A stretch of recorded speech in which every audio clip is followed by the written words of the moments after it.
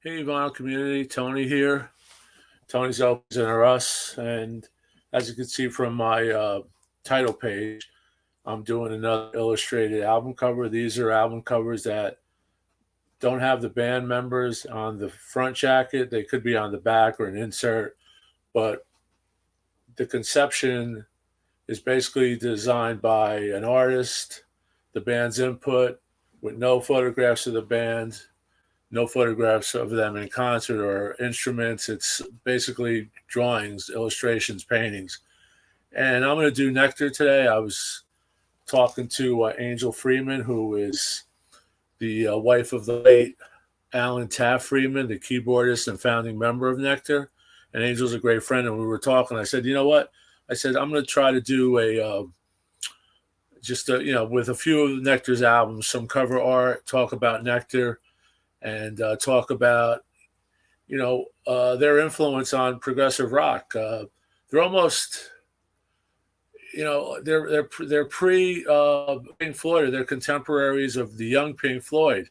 And actually, I'll tell a story that Angel related to me in Trenton, New Jersey. They were doing Fest, which was a reunion tour with the original band members. The original band members, I just want to footnote here again. Alan Taft Freeman, founding member and keyboardist, composer, probably did background vocals, I'm sure.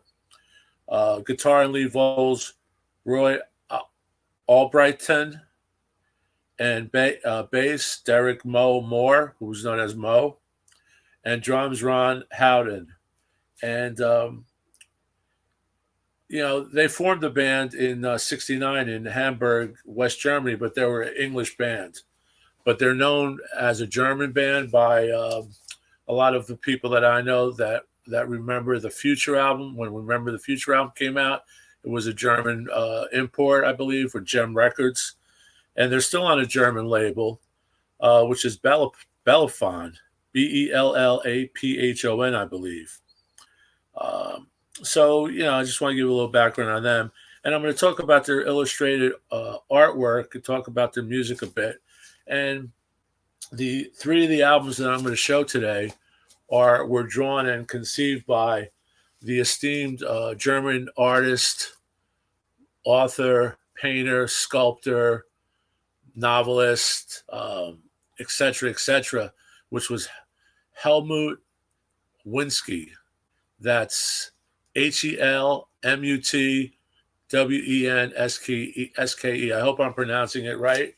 Helmut was born in March 27th in the year 1940, I believe, in Germany, somewhere in Germany. And I went on his website, and a lot of it is in German. It's not translated, but he's an award-winning artist. He did jackets or single covers, maybe on imports for Creedence, Hendrix, Harvey Mandel, and a few other bands that I'm going to think. Tina Turner, it says here, Candy, Steel Mill. His a lot of his paintings were in galleries, and a lot of his paintings ended up as sci-fi novel covers, the paperback pulp novel covers. And he wrote a few books. His famous book is called Rock and Roll Tripper, 1983, and Tripper 2, 1988. And that was under a pseudonym called Chris Hyde. So Chris Hyde is actually our good friend Helmut. And Helmut's fascinating. He has a fascinating mind to come up with this artwork, and I'm going to show it to you. And what's more fascinating is that the original Nektar people, the Nektar group, Alan Taft, Roy, Ron, Mo, they came up with the sounds that go with these records. I don't know what came first, the egg or the chicken in this case. I'm sure it was mutual understanding, because Helmut would actually, I think he was actually contracted by Bellaphon to do those specific rock albums for Nektar. And he did quite a bit. Nektar has many CDs, compilations, albums, which are still in print. And I'm going to talk a little bit about that later, but I just want to show the album covers. This is a great album, which has a sci-fi feel to it when you hear it. It's just amazing. This is called a Tab in the Ocean, and as you can see, Helmut's cover art. Helmut also did illustrations for porn magazines and porn booklets, so I could imagine what his pornography art looked like. I didn't find anything online. Here's the back, which is just incredible. You know, this is 77, 70. Let me just check my notes here.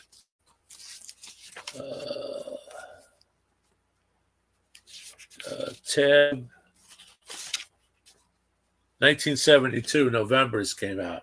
And this is a promo, as you can see. I'm really happy to get this. This is a great sounding record. Here we have the inner, which is a picture band. You see the guys in the band. Lyrics. Let me see here. Special thanks to Helmut Wenske for the cover conception, front cover painting, photo conception, and backside collage. So he also did the backside collage, which I think they may be talking about. It's just incredible. This was recorded at Derek Studios, which I guess is German, in October of 72. And also mixed at the House of Music in West Orange, New Jersey, and mastered by Sterling Sound. One of these records, I don't remember off the top of my head, but it's an RL. Oh, Remember the Future, which I'm going to show. The Remember the Future that I have is a Robert Ludwig engineered cut. Let me see here. Interesting to note. Let me see. Oh, A Tab in the Ocean was actually engineer mixing by Jeffrey Emmerich, who was famous for the Beatles, and that's recycled. Not Tab in the Ocean. I'm going to show you recycled now. This is recycled, which is a crazy cover, and this was mixed by Jeffrey Emmerich. The artwork, of course, is Helmut, and you can see it's a gatefold.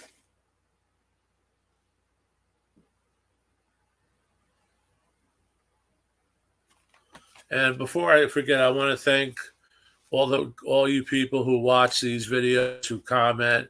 I'm getting some great comments, and I'm being corrected. I'm being challenged, which is what I want to do. And remember, this channel is just my opinion on stuff. If I tell you, I love the sound of this album, it's my opinion. It's how my system sounds. A viewer just wrote me and said, something that I didn't really care about. He said, sound in the system. I said, well, that's what's going to happen. Certain systems will handshake better with the recording, and that's what you have to read reviews with a grain of salt. If you like the artist and the recording, I'm talking reissues now, take a chance on it. It's going to be good. It may not be to what you think it should be, but it's going to be good. Especially although they're expensive, one steps, the UHQRs, the Rhino reissues are great, and they're not that expensive, around the $50 range. But here again, thank everybody, and please sub and like. But here's this. This has no inner, but here's the passport label, and that's Nektar Recycling. And this is interesting because this was recorded in the 70s as well, and it's basically about the environment, about our globe, about us killing our planet.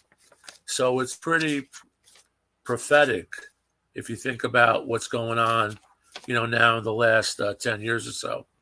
It's recorded in 75, July to August '75. This was recorded in London and in France, and that's some really nice artwork. And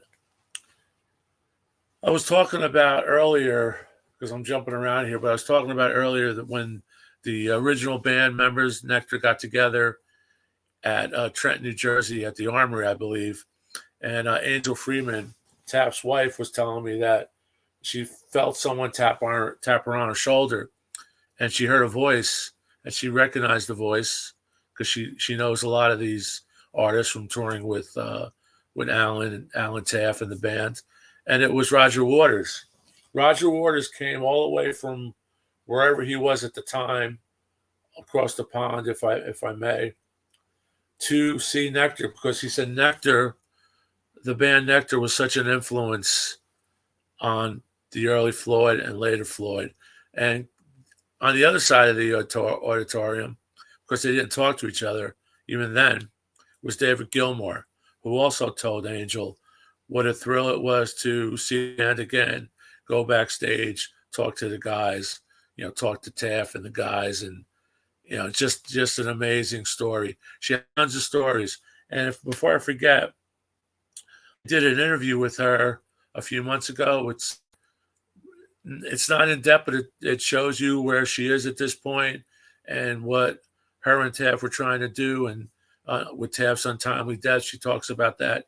Taff only died 3 years ago or so. So it's she's still in mourning. She's still, hurt by the loss of her soulmate. She calls him her soulmate, and he calls her little drummer girl, Angel Drummer. Angel drummed for a few bands, notably touring band for Kool and the Gang. So if you're drumming for Kool and the Gang, you got to be pretty funky. You got to be on target, because that group is all rhythm based, funk. Her and the bass player were locked in. So I'm going to put a link to that interview, and I hope you watch it.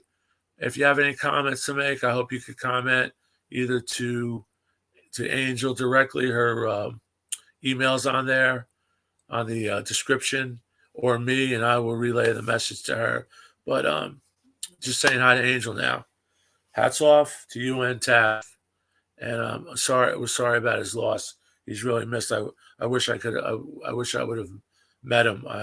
I'm learning a lot about him now, and what a great guy he was, and what a talent he was.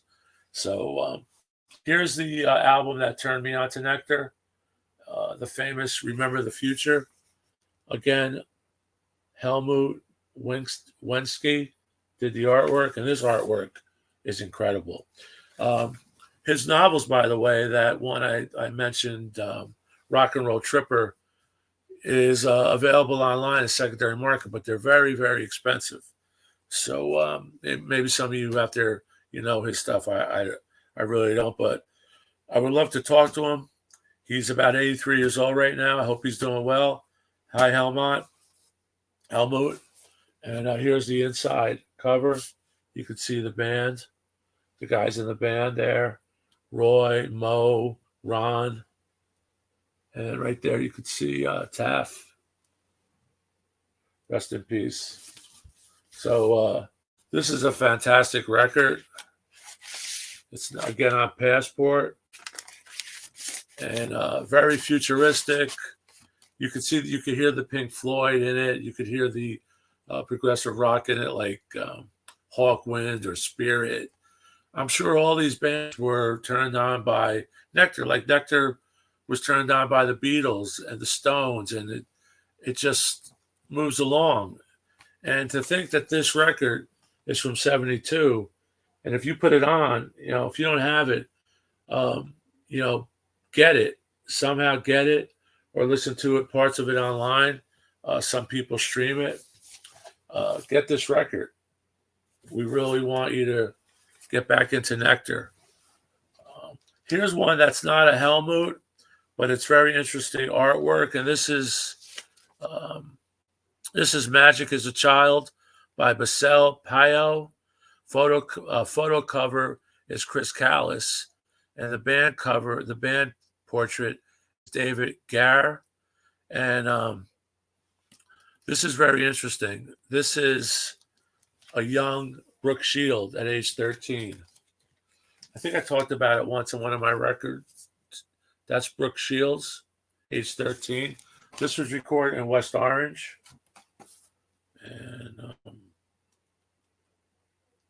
And this was mastered by Robert Ludwig, RL. It's an RL. Still has the original shrink. Believe it or not, I picked this up for $1 in the cutout bin, probably 40, 30 years ago or so. Here is a young Brooke Shields. Back has lyrics, which are very sci-fi. And this was their first album on Polydor. I believe it's their first album on Polydor, and I believe that's why they moved away from Helmut, because Helmut worked for the, Bellafon company, and the record label, which was a German record label. So I think when they moved to Polydor, Helmut was not available. So they had artwork, which was photographs with like a twist, as you can see here with the falls, with the young Brooke Shields, and it's called "Magic as a Child." This is a spellbinding album. There's the band there. If you can't see it too good here, but that's the band. But that's it. It's a quick video. I just wanted to point out the illustrations. Like I said, they have records are coming out now. We're not sure. I'm not sure of the company or who is involved, but there's mixes of that 5.1, because early on, Nektar recorded in quad. So I believe these quad mixes now are being remixed into 5.1, which makes sense. And Remember the Future, which I showed earlier, was their big hit. That was number 19 on the U.S. Billboard 200.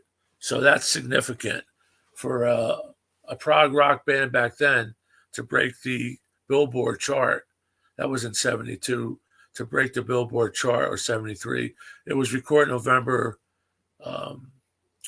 73, and or was released in November 73, but you get the idea. Tab in the Ocean was previous. That was in 72. But like I said, there's a really big catalog, and just give them a listen. And one note on this album, which I almost forgot to mention, there's a song called "Train to Nowhere." And by the way, this record has a mythology that's Norse. It has Norse themes, very Thor-like. If you know Thor, the Marvel comic books, you understand what I'm talking about. Thor, the god of thunder. They actually have a song, I think, which relates to where Thor was from as a god in mythology. But the thing I wanted to point out was, besides having Brooke Shields on his cover, Robert Fripp of King Crimson was on this on lead guitar and Train to Nowhere under a pseudonym, Walt Netroid. That's Netroid, and that's Fripp from King Crimson. So that's worth a listen there. Next time I listen to it, I'm going to be paying close attention to those guitars on that record. So that's it. I'm also going to leave the link, if it goes well, but it's the link to my interview with Angel Freeman, the late Taft Freeman's wife. We talk about a number of things, some of the stories that I related, she'll talk about. And, we're going to go into that. So that's it. Just thanks a lot. And I hope you enjoy this segment. I'm still thinking about doing some more reviews. I ordered the Beatles 12-inch Here and Now, which I'm hoping I get on its release date, which I believe is in a week or two. So hopefully that'll come. And looking forward to getting my Asia, my UHQR. I ordered that, so that should be coming. So when we do that, we'll do maybe an ABC comparison, because I have a promo of that. I think I have the one that is the the most desirable based on the dead wax. I don't know it offhand, but I'll review that. So we're going to listen to Asia, and we're going to listen to an original. I'll let you know what I think. But the early reviews of the new Asia are that it's one of the best UHQRs and one of the best of the Steely Dan UHQRs that Analog Productions is releasing. So thanks again. Again, I'm going to put that tab in for the Angel Freeman interview. Hopefully you could watch that again. I'd like to get that to go viral. If you could spread that out, we want to get her out there. We want to try to whoever wants to connect with Angel, she's really looking forward to that. And that's it basically. So keep rocking, and please sub, please like, and we really appreciate it. So stay safe, and we'll see you soon. Tony's LPs R Us signing out. Ciao. Thank you.